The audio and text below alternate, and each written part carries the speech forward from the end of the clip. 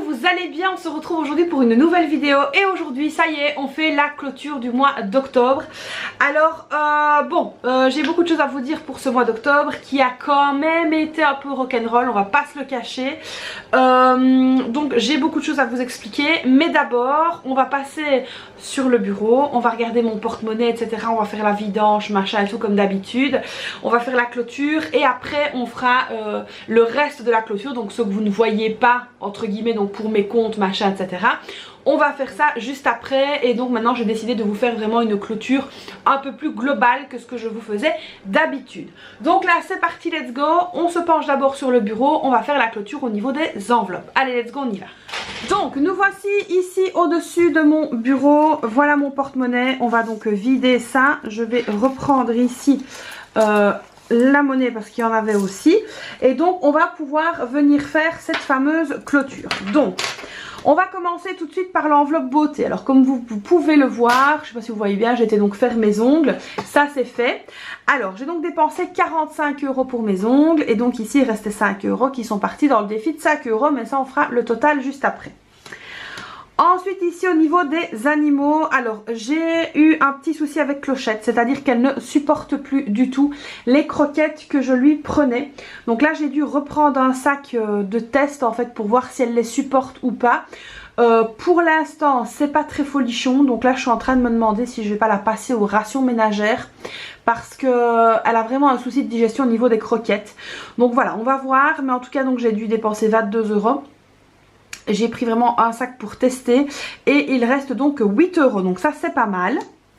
Ensuite au niveau de la santé, là j'ai dépensé 3 €, c'était pour un baume à lèvres vraiment de la pharmacie parce qu'on commence à avoir les lèvres gercées et donc du coup il me restait 7 €. Donc ici dans le défi de 5 €, on a donc, alors là je suis très contente, 3 billets de 5 et ici on a également 5 € en monnaie. Donc en fait on va clôturer cette semaine-ci avec 20 €.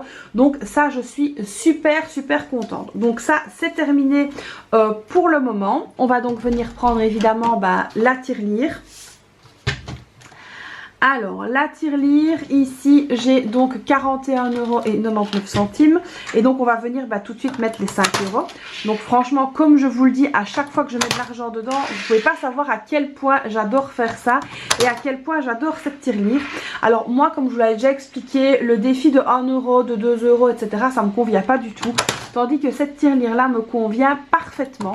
Et donc ici, sans aucune grande surprise, on est à 46,99 € et 99 centimes. Franchement, c'est pas mal. Alors on se rend pas compte quand on voit la tirelire comme ça, mais il y a déjà quasiment à 4 € près, il y a 50 € dedans. Donc je trouve que c'est vraiment super chouette. Donc ça c'est bon pour la tirelire. Alors, concernant maintenant les enveloppes de la vie courante, on va voir s'il nous reste quelque chose, mais je sais par avance qu'il ne reste quasiment rien. Au niveau des courses, donc c'était terminé. Au niveau de l'école, alors ça vous savez que pour l'école, les 50 € je les ai donc remis sur le compte. Au niveau du divers, il ne restait rien. Au niveau de la santé, ça y est, on a clôturé. Je vais venir remettre l'enveloppe ici, puis après je pourrai faire le nettoyage de mes enveloppes. Au niveau de la beauté, là, il me reste 40 €. Évidemment, le mois prochain, on va re-remplir, mais ça va nous permettre d'aller prendre du bon temps en amoureux. Ça va vraiment nous faire du bien. Donc, je vous avais expliqué, là, est-ce que je vais chez le coiffeur ou est-ce qu'on prend du bon temps? Et on va prendre du bon temps. J'en ai bien besoin. Ensuite, pour les animaux, c'est terminé. Promo, il n'y avait rien, maison, etc. Vêtements, il n'y avait rien non plus. D'ailleurs, je pense que je vais peut-être tout doucement les retirer. On va voir. Et le défi de 5 €, je vais venir la mettre juste ici. Donc voilà, ça c'est fait. C'est terminé donc pour le mois d'octobre. Donc ça, c'est très bien. Alors, ensuite, pour les enveloppes épargne. Donc, on a toujours ici 80 € dans le fonds de secours. Au niveau du défi de 5 €, alors là c'est vraiment un truc que j'adore faire, c'est qu'on va venir ajouter 3 billets. Donc voilà, c'est vraiment très chouette. Hop, donc 15 € de plus d'un seul coup. Ça fait du bien. Donc là, nous sommes, là je vous filme, on est le 29, vous aurez la vidéo le 30. Donc plus 15. ça fait 45 €, donc c'est vraiment très très chouette aussi. Et ça, je vous avais déjà expliqué que ce sera pour aller donc en vacances également. Donc on va vraiment commencer à se concentrer là-dessus. Donc défi de 5 €, ça y est, c'est fait. Dans les fêtes, il reste 30 € parce que j'ai commencé à faire mes cadeaux de fin d'année. Donc du coup, j'ai repris 50 € de là. Anniversaire, 30 €. Je pense, oui, 30 €. Rentrée scolaire, 60 €.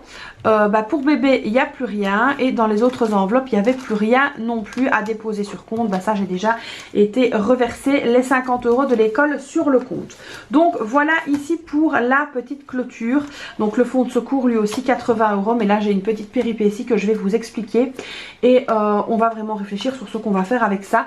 Je vais vous expliquer tout ça. Donc maintenant je vous reprends face caméra. On va faire un petit peu de papotage par rapport à la clôture du mois d'octobre sur le compte, parce que vous savez que je gère une partie par compte et une partie avec les enveloppes. Donc c'est parti, on y va.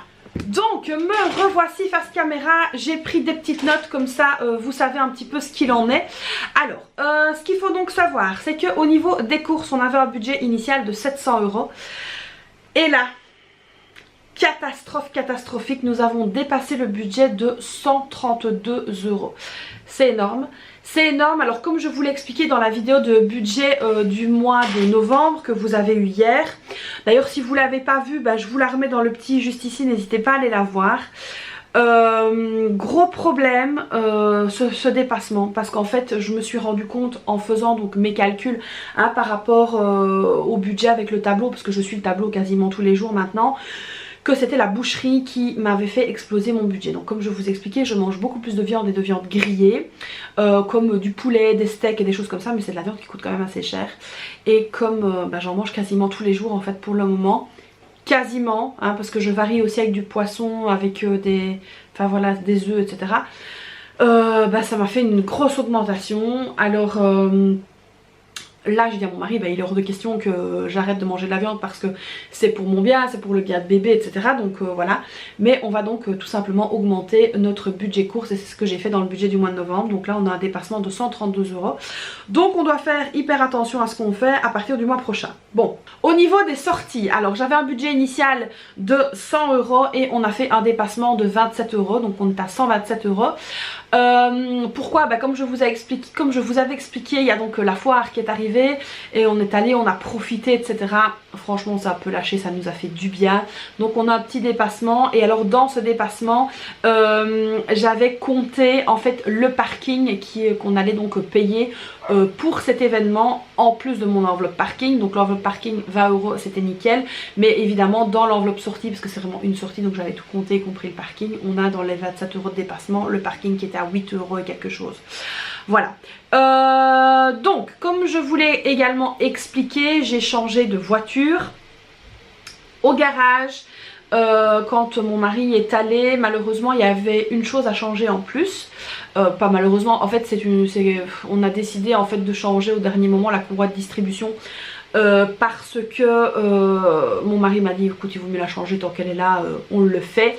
Et donc du coup sur les 200 € initialement prévus, on a 150 € de plus.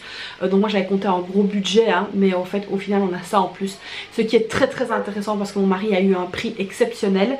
Et donc du coup pour le garage on a un dépassement de 150 €, ce qui est quand même élevé, mais au final qui m'arrange très bien parce que ma voiture maintenant est repartie pour au moins 200 000 km sans problème.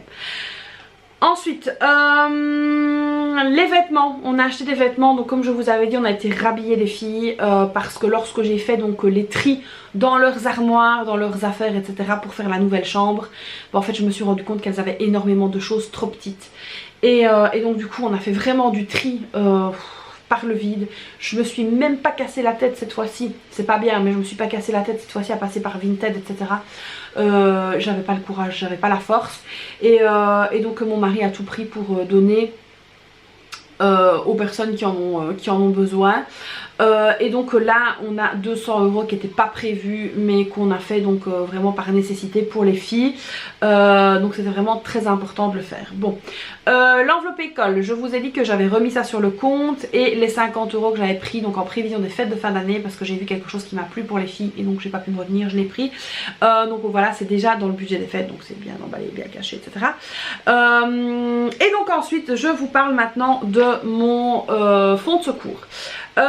Petit souci, alors j'aurais un problème de luminosité mais apparemment ça se règle, bon bref, j'ai un problème, ma centrale vapeur qui a fait quasiment je pense 6 ou 7 ans de bons et loyaux services est en train de me dire bye bye.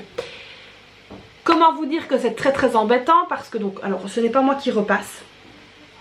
À savoir que moi je lâche la centrale vapeur, donc je ne repasse plus depuis très longtemps maintenant.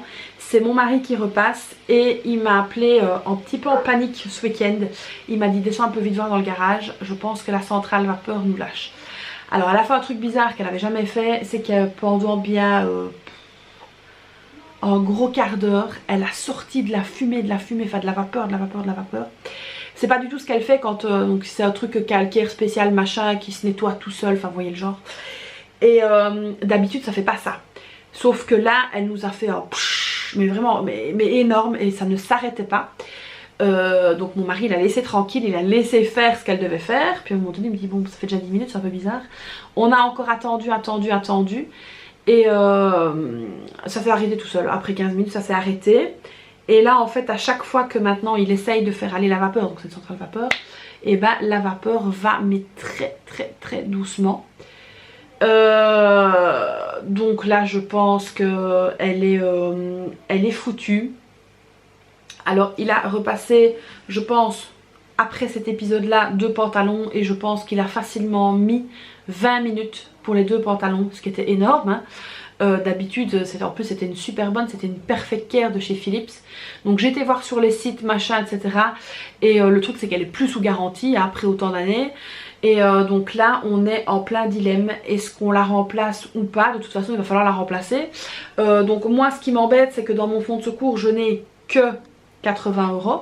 Donc là avec le nouveau fonds de secours qui va arriver, où j'ai rajouté je pense, si je dis pas de bêtises parce qu'il faut encore que je fasse mon remplissage, 30 €, je me dis est-ce que je ne prendrai pas tout mon fonds de secours pour aller racheter une centrale vapeur? Mais le problème c'est que si je fais ça je n'ai plus de fonds de secours, donc voilà je suis vraiment dans un dilemme. Mais je peux pas rester sans centrale vapeur parce que là le linge s'est accumulé. Il m'a dit qu'il allait faire ça parce que là ça va être un long week-end hein, on a un week-end de 3 jours, qu'une fois que la chambre des filles serait terminée il allait s'atteler au repassage. Donc voilà je suis en plein dilemme, dites-moi un peu dans les commentaires ce que vous feriez. Donc gros dilemme, gros dilemme. Alors chez Electrodépôt il y en a hein, c'est pas le souci. Alors je veux pas non plus acheter une de bas de gamme qui va peut-être rester un an ou deux, je veux acheter une normale hein, quand même à un prix correct. Donc je me dis est-ce que je mettrai pas mon fonds de secours qu'il y a dessus pour ne pas prendre sur mon compte. Au niveau du compte épargne, en fait j'ai la somme pour faire la petite toilette d'en bas. Mais j'ai pas plus, donc gros dilemme. Donc voilà, dites-moi un petit peu dans les commentaires ce que vous pensez. On va réfléchir lentement mais sûrement avec mon mari de voir ce qu'on va faire. Donc voilà, c'est un petit peu embêtant mais c'est comme ça, c'est les aléas de la vie. J'ai envie de dire que le fonds de secours est là pour ça. Même si j'aimerais arriver à une grosse somme dans le fonds de secours, je pense que c'est pas demain la veille qu'on va y arriver. Mais bon voilà, c'est pas grave, ça fait partie on va dire des aléas de la vie. Mon mari a des chèques cadeaux mais il ne les a que mi-décembre, donc ce sera pas pour maintenant. Donc voilà, dites-moi un petit peu dans les commentaires ce que vous feriez à ma place. On va essayer de réfléchir à ça et on va voir un petit peu ce qu'on va faire. En tout cas je vous dirai ce qu'on a fait. Donc voilà, dites-moi ça dans les commentaires. Voilà pour la clôture du mois d'octobre. Alors on finit quand même le mois pas trop mal parce qu'on a pu faire la chambre des filles, j'ai changé de voiture, j'ai fait réparer la voiture, enfin voilà j'ai fait quand même plein de choses. On a pu profiter, aller à la foire, etc. Donc c'était vraiment un mois top, mais c'était aussi un mois qui a été riche en dépenses. Je trouve qu'on a quand même pas mal dépensé ce mois-ci, donc on essaiera de faire mieux le mois prochain. Donc voilà, j'espère que cette vidéo vous aura plu et que chez vous le mois d'octobre s'est bien passé. Dites-moi un petit peu dans les commentaires comment s'est passé votre mois d'octobre.